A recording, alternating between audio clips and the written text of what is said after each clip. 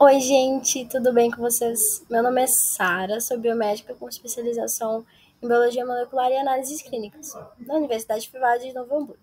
E hoje eu vou falar para vocês um pouquinho das arqueias e das bactérias. Nós temos três domínios. Nós temos o domínio da arqueia, da bactéria e da eucária. E nesses três domínios, nós temos os reinos, neles divididos. Então, nós temos o domínio da bactéria, tendo a eubactéria.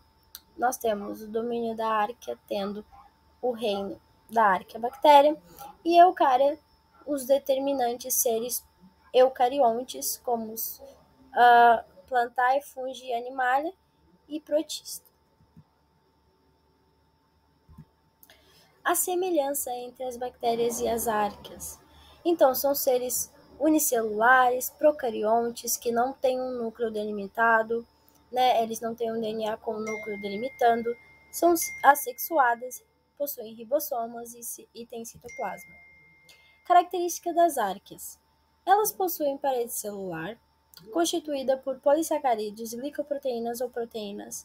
Tem um RNA semelhante aos eucariontes. Os lipídios de suas membranas também são diferentes, são seres autotróficos, que produzem o seu próprio alimento e são quimiosintetizantes. Por quê? Por que quimiosintetizantes? Porque não tem a luz solar para fazer fotossíntese, né? E também não são plantas para fazer fotossíntese. As arqueias, elas são extremófilas, como o próprio nome fala, extremo, né? É algo extremo, porque elas conseguem viver em ambientes que necessitam de algo a mais, né? Que tem muito mais do que um ser, às vezes, que não conseguiria viver ali, né? Por exemplo, hiperalófilas, elas têm um ambiente com muito sal, então elas conseguem, em um ambiente com muito sal, elas conseguem sobreviver.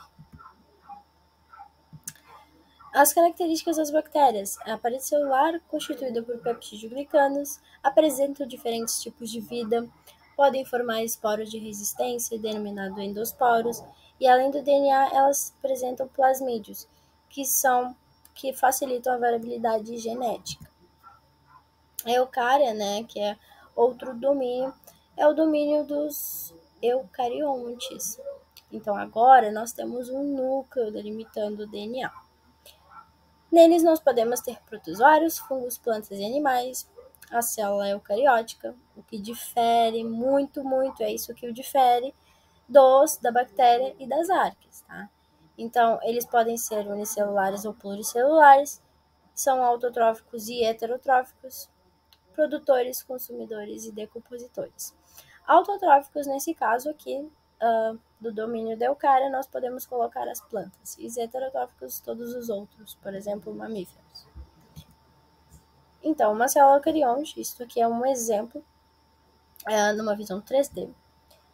E a gente pode ver ali um núcleo, né, essa bolinha mais verde clarinha, que é o núcleo da célula. Nós temos mitocôndrias ali que produzem energia, o que também é um diferencial nas células eucariontes, mas possuem todo o resto, né, que é os ribossomos, tem um complexo de Golgi, então elas têm muito mais estruturas celulares na célula, o que torna elas mais complexas e, né, no caso, foi mais evoluído. Né? Então, nesses três domínios, né, eu quis colocar uma tabela que pudesse fazer essa diferenciação assim e fosse mais visível para comparação. Então, por exemplo, na parede celular da bactéria, nós temos peptidoglicano. Na arqueia, nós temos diversos outros componentes.